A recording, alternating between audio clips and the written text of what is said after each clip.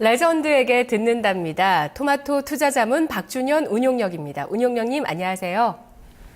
네, 안녕하십니까. 박준현입니다. 네, 올해의 마지막 레전드는 바로 올해 또 열풍이 있었던 가치주의 대가 워런 버핏입니다. 워런 버핏 오늘 마지막 시간 어떤 이야기로 또 알차게 꾸며주실까요? 이야기 시작해 주시죠. 예, 자 오늘 올해 주시장을 마감하는 날입니다. 올 한해를 좀 잘 마감을 하고 또 내년도 주시장을 좀 대비를 해야 될 것 같은데요. 그래서 우리 시장이 오늘 마감일까지 여전히 부진합니다. 우리 시장 왜 좀 부진한지 제가 아마 방송을 통해서 그랬을 겁니다. 레전드 시간에 워런 버핏 시각으로 본다면 국내 시장 그렇게 매력적인 시장이 아니다. 그렇게 좀 말씀드렸던 것 같은데요. 그 이유를 좀 오늘 숫자를 통해서 점검을 해보고 내년도 시장 그렇다면 시장이 어려운데 내년도 시장에 대한 기대치는 좀 어떤지, 그것도 가급적 워런 버핏이 시장을 전망하지 않는다고 했기 때문에 어느 정도 좀 주관적 의견보다는 숫자로 나타나 있는 지표를 가지고 가급적 오늘 시장 점검하고 내년도 시장을 점검을 하면서 또 내년도 투자와 관련된 투자 아이디어를 점검하는 순으로 오늘 방송을 좀 진행을 좀 할까 합니다. 자, 코스피 시장이 2011년도 2230포인트죠. 4월달인가 고점을 형성하고 난 이후에 지금 장기간 거의 3년 동안 종합주가지수가 지금 박스권에 머물러 있습니다. 1680포인트와 2200포인트 그 사이라고 좀 봐야 될 것 같은데요. 차트를 보게 되면 그 박스권인데 파란색 물량 물집대가 보면 딱 2000포인트대입니다. 즉 3년 동안 종합주가지수가 거의 지수로 따지면 2000포인트 사이에 거의 움직임이 없다. 그렇게 좀 봐야 될 것 같죠. 이런 어떤 부분들은 결국은 2010년도에 국내 기업들의 실적이 엄청나게 좋아졌습니다. 그 이후로 이제 실적이 하향 곡선을 그리고 있다고 좀 봐야 될 것 같은데 결국은 이 내용이라고 좀 봐야 되겠죠. 국내 시장이 가장 주가가 종합주가지수가 강세를 보였던 2011년도 4월달 2230포인트 갈 때는 2010년도 실적을 근거로 해가지고 주가가 상승을 했으니까 2010년도에 코스피 상장 기업들에 보면 단기 순이 당시에 96조 원이 나왔습니다. 사상 최고 수준이라고 좀 봐야 되겠죠. 그 이후로 보면 현재까지 올해 2014년도까지 계속적으로 이익이 좀 감소가 좀 되고 있죠. 2011년도에 85조 원, 그 다음에 2012년도에 82조 원, 작년도에 78조 원. 자, 올해도 지금 76조 원을 예상을 합니다. 예상을 하는데, 근데 문제는 이제 보면 파란색 띠가 있죠. 파란색 띠는 삼성전자를 제외한 그랬던 상장 기업들의 총 순이익이라는 거죠. 2010년도 기준으로 본다면 삼성전자가 전체 상장 회사에서 차지하는 이익은 약 10% 내외였었습니다. 근데 2012년도 이후에는 삼성전자가 거의 특히 2013년도 같은 경우는 삼성전자가 전체 상장 회사의 이익의 거의 40%를 차지할 정도로 거의 삼성전자만의 어떤 단기 순이익이 압도적이었다 봐야 될 것 같죠. 올해는 이제 삼성전자의 전체 상장 회사 중에서 이 기여하는 부분이 약 28%, 29% 정도까지 줄어들었지만은 결국은 이 말은 무슨 말이냐? 단기 수익 자체도 계속적 상장 회사들이 2010년도 이후에 하향 곡선을 그랬지만은 삼성전자를 제외하면 여타 국내 기업들의 실적은 엄청나게 많이 감소를 했다. 그런 또 이유로 해석해 볼 수가 있을 겁니다. 그러다 본다면 그렇게 본다면 주가 수익성 지표로 좀 봐야 되겠죠. 자, 이 표는 삼성전자와 현대차까지 포함한 국내 기업들에 대한 수익성 지표입니다. 자, 우리나라 수익성 지표는 그래도 2000년도 이후에는 자기자본 이익률이 평균 5% 이상 올라서면서 어느 정도 안정권에 진입을 했습니다. 진입을 했는데, 자, 가장 자기자본 이익률이 높았던 시점이 이 시점이죠. 2004년도 자기자본 이익률이 조금 전에 여기 표는 안 나타났지만 2004년도에 우리나라가 IMF 위기를 겪으면서, 그다음에 카드 대란 위기에 겪으면서 기업들 실적이 빠르게 좋아지는 시점입니다. 이 시점이 국내 시장에서 워런 버핏이 투자했던 시점이라고 그랬었죠. 워런 버핏이 당시에 국내 주식시장에 약 1억 달러 정도, 약 20여 개 종목을 포스코라든가 기아차라든가 현대제철이라든가 대한제분이라든가 신영증권을 중심으로 투자했던 시점이었고, 그 이후로 실적이 좀 금융위기를 겪으면 실적이 감소를 했고 워런 버핏이 이제 팔고 빠져나갔던 시점은 이 시점이라고 그랬었죠. 2010년도 1분기 정도에 빠져 포스코를 제외하고는 다 주식을 팔았을 거다. 결론 워런 버핏이 투자 시점에서는 자기 자본율이 가장 높게 올라갔던 시점. 그 당시 보니까 자기 자본 이익률이 거의 보니까 약 15% 정도까지 올라갔더라고요. 워런 버핏이 가장 주식 투자에 판단하는 데 있어서 가장 염두에 두는 투자 판단 지표가 자기 자본 이익률이라고 그랬죠. 자기 자본 이익률을 워런 버핏 기준에서 최소한 15% 이상, 대체로 12% 이상, 15% 이상 종목들을 중심으로 해서 주식을 매수한다고 했었는데 전체 상장 회사들의 자기 자본율이 당시에 15%대에 있었으면 당시에 국내 대표적인 기업들 우량주 같은 경우 아마 20% 넘어간 종목들이 수두룩했었을 겁니다. 그렇게 보니까 워런 버핏 입장에서 보면 국내 시장이 당시에는 주가가 엄청나게 쌌기 때문에 워런 버핏이 국내 시장에서 적극적으로 주식을 매수했던 그런 시점이 아니었겠느냐 그렇게 좀 볼 수가 있을 것 같은데 그런데 현재 시점에서 지금 자기 자본 이익률이 지금 몇 프로입니까? 지금 보게 되면 올해 6.7%라는 거죠. 6.7%입니다.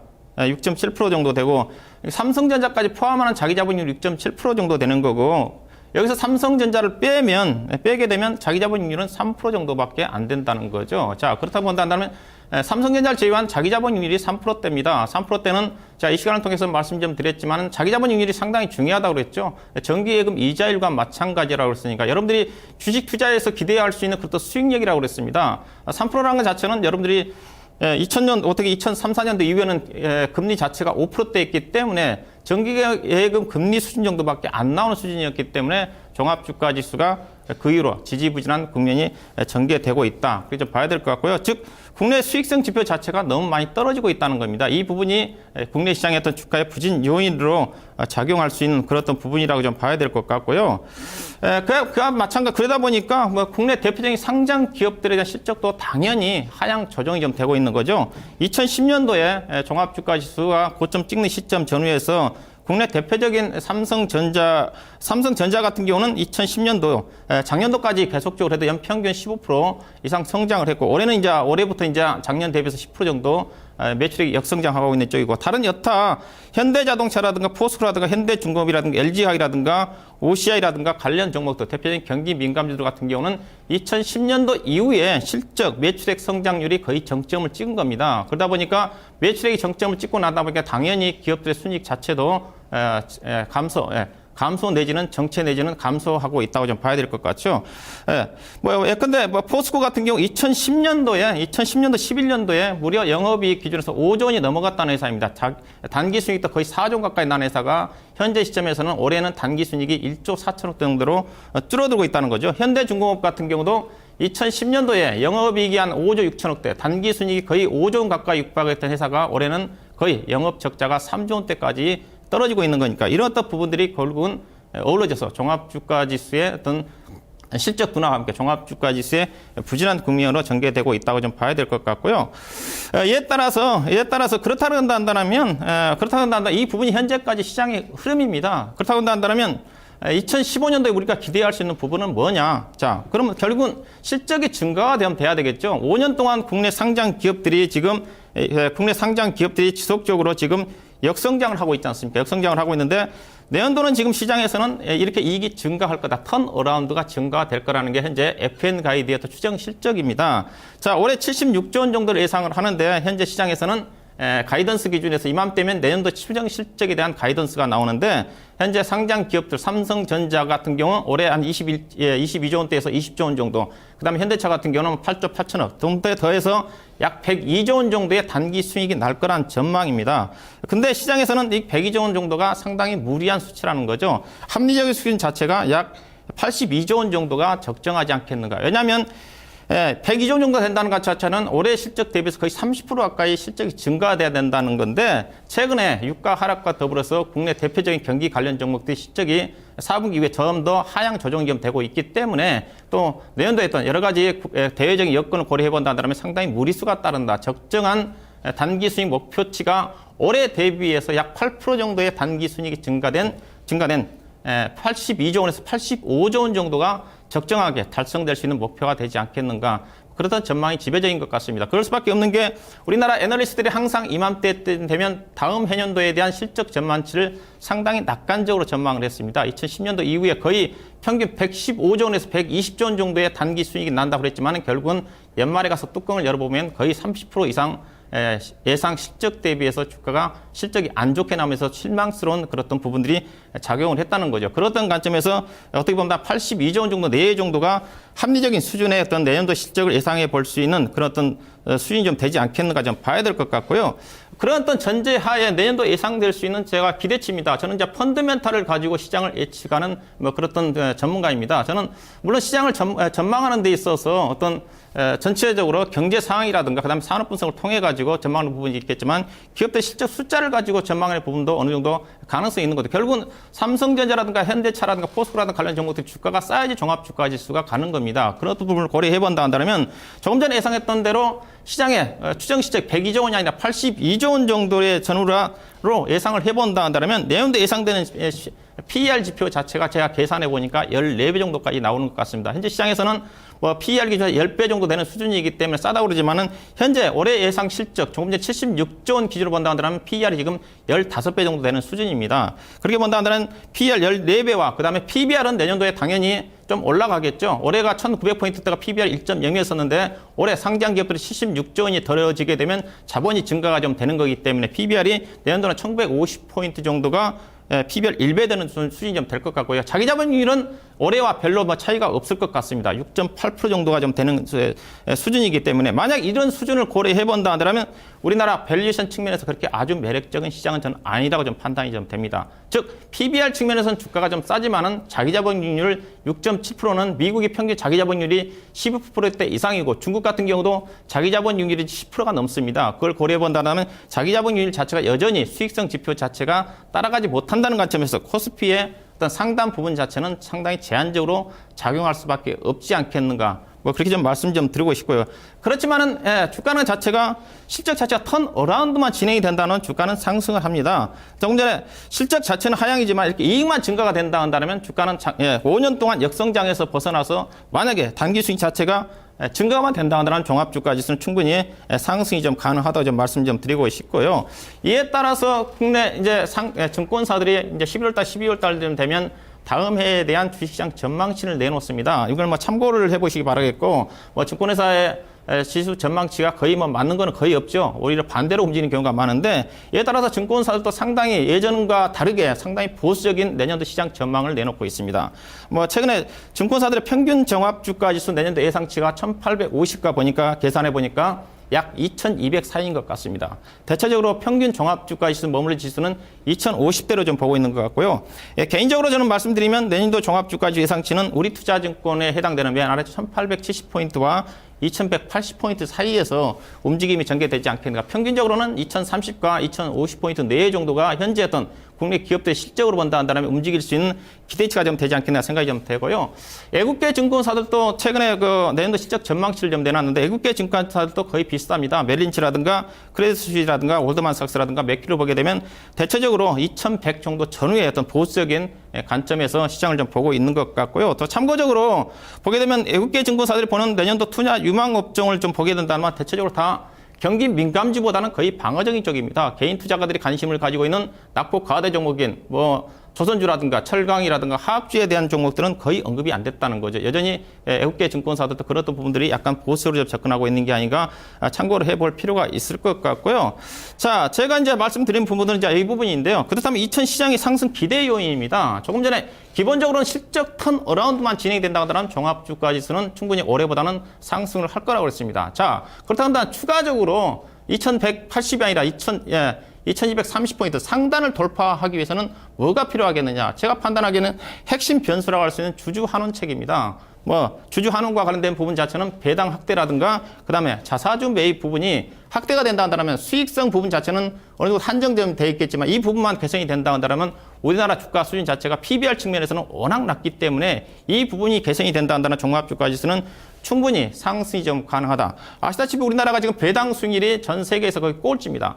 꼴찌인데 최근에 여러 가지 정부 측에서 지금 배당 확대와 관련된 정부 정책들이 좀 내놓고 있죠. 배당률만 상승이 좀 가능하다는 건 충분히 충분히 코스피지수가 상단도 돌파가 좀 가능하다고 보고 있는데 최근에 정부 측에서 지난주에 내년도 세제 개편안이 좀 발표가 됐습니다. 자, 지난 8월 달에 최경환 부총리 내각이 좀 출범을 하면서 사내 유보금에 대한 과세를 좀 하겠다. 그런 부분이 좀 이슈화 됐던 부분이 있었는데 드디어 그런 부분이 최근 들어서 연말에 어느 정도 확정이 좀 된 것 같습니다. 즉, 기업들이 단기 벌어들인 이익의 80% 정도를 종업원들의 임금 상승이라든가 그다음 투자라든가 그다음에 배당으로 사용하지 않으면 나머지 부분에 대해서는 세금을 물리겠다는 거죠. 그러면 어떻게 됐습니까? 기업들이 분명히 아마 액션을 취할 겁니다. 벌어들인 이익에 투자를 해서 경기를 살리든지, 그렇죠? 그렇지 않으면 종업원들한테 임금을 좀 올리든지, 그렇지 않으면 주주들한테 배당을 드리든지, 그랬던 부분들이 최근에 많이 주식시장에 반영이 되고 있지 않습니까? 삼성전자라든가 현대차 같은 기업들이 배당을 확대하겠다. 주주 가치를 위해서 또 자사주를 매입한다든가 이렇던 부분들이 최근에 주가 상승으로 연결했듯이 만약에 내년도에 이런 부분들이 정부의 정책에 호응해서 기업들이 자사주 매수라든가 배당을 확대하는 그렇던 정책이 나온다면 충분히 종합주가지수는 박스권 상단을 돌파해서 의미 있는 상승이 나올 수 있는 그렇던 기대의 부분으로 작용하지 않겠는가. 뭐 최근 들어서 여러 가지 배당과 관련해 가지고 연기금들도 저배당 기업들에 대한 블랙리스트를 만들어 가지고 배당 압박을 하겠다. 이렇던 부분들이 가셔야 된다. 뭔다 한다면 충분히 우리나라 배당 수익률이 지금 전 세계에서 거의 꼴찌인데 배당 수익률이 만약에 2% 3% 정도까지 올라간다 한다면 알다시피 우리나라가 지금 거의 2% 정도 되면 거의 저금리 시대입니다. 앞으로 2, 3년 동안은 거의 2, 3% 정도의 저금리가 머물 가능성이 크기 때문에 배당 수익률만 2%, 3% 정도 올라간다 한다면 장기 투자 자금들이 주식시장이 좀 몰려들면서 종합주가지수는 의미 있는 상승이 충분히 나올 수가 있다. 지난주에 제가 우리 시장 얘기를 하면서 신영증권 중심으로 해서 올해 배당 투자와 관련된 펀드 쪽으로 자금이 엄청나게 유입이 됐다고 그랬습니다. 유입됐다고 그랬습니다. 다른 쪽에 주가 빠져나갔지만 이렇던 부분들이 장기 투자 자금들이 주식시장에 들어오면서 의미 수급이 좀 개선되면서 주가가 상승할 여력이 좀 크다는 거죠. 또 이미 보니까 올해 전체적으로 시장을 좀 보니까 대형주도 빠졌고 그다음에 중소형 종목만 올랐고 일부 가치도 빠졌지만 가장 그래도 2012년도 이후에 그다음에 가장 수익률이 좋았던 것들이 배당 펀드였더라고요. 평균 보니까 2012년도 이후에 평균 15% 이상 배당 펀드와 관련된 종목들이 수익이 나왔다는 관점에서 배당만 확대가 된다 한다면 저금리 상황에서 자금이 꾸준히 유입이 되면서 관련 종목들이 국내 주가 자산 가치가 워낙 싸기 때문에 저평가를 받을 수 있는 시점이 올해 시작되지 않겠는가. 결국은 이런 부분들은 언제 나오겠습니까? 올해 2월 달 정도 전후에서 상장 기업들이 아마 주총에서 배당률이 아마 결정이 좀 될 겁니다. 결국은 배당률 자체는 결산이 끝나고 난 다음에 주주총회에서 확정이 되기 때문에 2월 달 정도 전후에서 삼성전자라든가 현대차가 약속했듯이 얼마만큼 배당을 좀 늘릴 건지 그 부분이 만약에 예상했던 배당금이 나온다 한다면 아마 외국인 투자가들도 장기적인 시각에서 꾸준하게 매수가 유입되면서 배당을 겨냥해서 수급이 좀 개선되는 그런 움직임으로 전개되지 않겠는가. 그렇던 관점에서 2월 달 정도 전후에 국내 상장 계사들의 주총 전후에서 또 배당과 관련된 또 부분들이 어떻게 나오는지 여러분들이 좀 주목해 볼 필요가 있을 것 같고요. 이에 따라서 제가 판단한 2015년도의 투자 전략입니다. 결국은 시장은 조금 전에 지수가 현재 어떤 국내 기업들 실적으로 봐서는 박스권 상단이 제한적이라는 관점에서 여전히 올해처럼 실적 차별의 장세가 전개될 것 같고요. 시장보다는 여전히 종목 쪽에 좀 포커스를 맞추는 그런 매매를 당분간 해야 되지 않겠는가. 경기 민감주 같은 경우는 경기 수준을 좀 감안해가지고 좀 보면서 유럽이라든가 그다음에 미국 경기가 꾸준한 흐름이라든가 그런 부분들을 염두에 좀 두면서 약간 더 보수적인 관점에서 트레이딩 관점에 접근을 해볼 필요가 있을 것 같고 작년에 국내 기업도 시장이 안 좋았기 때문에 이제 구조적으로 이제 업종이라든가 종목들이 턴어라운드가 진행되는 종목들이 있습니다. 그들 종목들은 또 올해도 부각되지 않겠나 생각이 좀 되고 가장 중요한 부분 자체는 배당 확대 종목들과 관련된 어떤 가치적인 관점에서 중장기 투자가 올해 어떤 자리 잡을 수 있는 그런 어떤 흐름으로 좀 전개되지 않겠나 좀 말씀 좀 드리고 싶고요. 이에 따른 2015년도에 제가 투자 아이디어를 좀 몇 가지 좀 잡아봤습니다. 첫 번째는 턴어라운드입니다. 자, 조금 전에 잠깐 언급했었지만은 일단은 턴어라운드는 업종과 관련해서 볼 수 있는 부분들은 일단은 미국 경기 자체가 중심으로 해가지고 글로벌 경기가 확장세가 유지가 좀 되는지 진행을 볼 필요가 있을 것 같고요. 만약에 미국 경기가 계속적으로 좋아진다 한다면 IT 관련 종목들은 올해에 이어서 내년도 꾸준하게 시장에서 주목을 좀 받을 것 같고 중국, 그다음에 유럽이라든가 중국의 경기 자체가 좀 회복이 좀 되고 연착륙이 선주가 한다면 유럽의 경기 관련 종목인 조선주라든가 화학이라든가 철광주, 그다음에 자동차 관련 종목들도 꾸준하게 상승 움직임이 전개되지 않겠는가. 그다음에 화학업종 같은 경우도 뭐 최근에 중국의 경기 부양책을 좀 사용을 하고 있는데 사용한 그 부분이 어느 정도 성과가 나타난다는 그런 어떤 부분들이 뭐 시장에서 주목을 해볼 만한 포인트가 좀 될 것 같고요. 그다음에 이제 구조적으로 성장하는 산업이 있습니다. 이 부분은 뭐 시장의 움직임과 무관하게 전개될 것 같은데, 뭐 고령화 어떤 정책, 고령화 어떤 트렌드에 따라 가지고 고령화 수혜주라든가, 그다음에 기술 혁신 변화에 따라 가지고 사물 인터넷이라든가 빅데이터라든가, 뭐 연료 저장 장치라든가 관련 종목들도 여전히 주목을 좀 받을 것 같고요. 그다음에 이제 연초에 주목해볼 필요가 있는 부분은 정부 정책 수혜주죠. 어제 이제 부동산 3법이 국회에 좀 통과가 좀 법사위원회를 좀 통과가 좀 됐듯이 연초에는 항상 정부 정책들이 많이 발표가 좀 됩니다. 그렇던 관련해 가지고 건설이라든 건자재 관련 업종들, 그다음에 배당 관련 종목들도 주목을 해볼 필요가 있을 것 같고, 그다음에 여전히 시장은 지금 해외 올해 같은 경우도 마찬가지입니다. 국내 내수 경기가 워낙 안 좋기 때문에 경기 정책 자체가 올해도 내수적에 쏠릴 수밖에 없다고 봐요. 정부 정책이 내년도 예산에 거의 58%를 상반기에 집행을 한다고 그랬으니까, 그래서 내수 경기와 관련해 가지고 수혜를 받을 수 있는 종목들, 뭐 대표적으로 뭐 건설업종이라든가 뭐 건자재 업종들이 좀 되겠죠. 그다음에 여전히 올해 같은 경우도 중국 관광객들이 큰 폭으로 유입될 거라고 좀 보고 있기 때문에 작년에 부각됐던 뭐 업종이나 종목들보다는 새롭게 부각될 수 있는 그런 업종을 좀 찾아봐야 될 것 같고, 그다음에 이제 보수적으로 접근하신 분들 같은 경우는 어차피 올해 같은 경우는 내년도 같은 경우는 이제 미국의 양적 완화 정책, 금리 인상 시점이 논의될 시점입니다. 그래서 그런 어떤 분들은 보수적으로 접근하신 분들은 금리 상승 국면의 수혜를 받을 수 있는 보험업종이라든가 그런 어떤 부분들은 안정적으로 접근할 수 있는 그런 어떤 포인트가 좀 되지 않겠는가. 자, 그렇게 좀 투자 아이디어를 좀 정리를 좀 해봤고요. 자, 제가 준비한 내용은 여기까지입니다. 오늘 제가 뭐 마지막 날이라고 그래서 올해 제가 마지막 한마디를 제가 자주 쓰던 말을 하면서 정리하도록 하겠습니다. 자, 기업의 가치를 알고 투자하면 실패는 없다. 제가 뭐 자주 뭐 쓰던 뭐 내용이라고 좀 말씀을 드렸는데, 자, 이런 말이 있습니다. 기업의 가치를 모르고, 가치를 전혀 모르고 차트만 가지고 매매한 분 100명이 있다 그러면 20% 정도는 성공할 수가 있겠지만은 80%는 주식시장에서 실패한다고 그랬습니다. 반면에 차트들을 전혀 모르고, 이동평균서 전혀 모르고 기업의 내용만을 가지고, 기업의 가치만 가지고 투자하신 분이 100명이 있다면 100명은 다 주식시장에서 성공을 한다고 그랬습니다. 워런 버핏이 하는 얘기이기도 하죠. 시장을 보시고 오로지 기업의 가치만 보고 투자를 하라는 얘기였죠. 개인 투자가들이 대체적으로 매매하는 내용 자체는 기업 내용 자체도 모르고 투자하신 분들이 많습니다. 내년도부터는 최소한 내가 매매하는 종목들에 대한 기업 내용이라든가 어떠한 기업 내용을 좀 가지고 있는지, 그리고 얼마만큼 가치가 있는지 그런 것들을 알면서 한다면 충분히 성공적인 투자를 할 수 있는 그런 한 해가 좀 되지 않겠는가, 저 그렇게 말씀드리면서 오늘 이 시간 여기서 마치도록 하겠습니다. 고맙습니다. 네. 올해의 마지막 레전드에게 듣는다였습니다.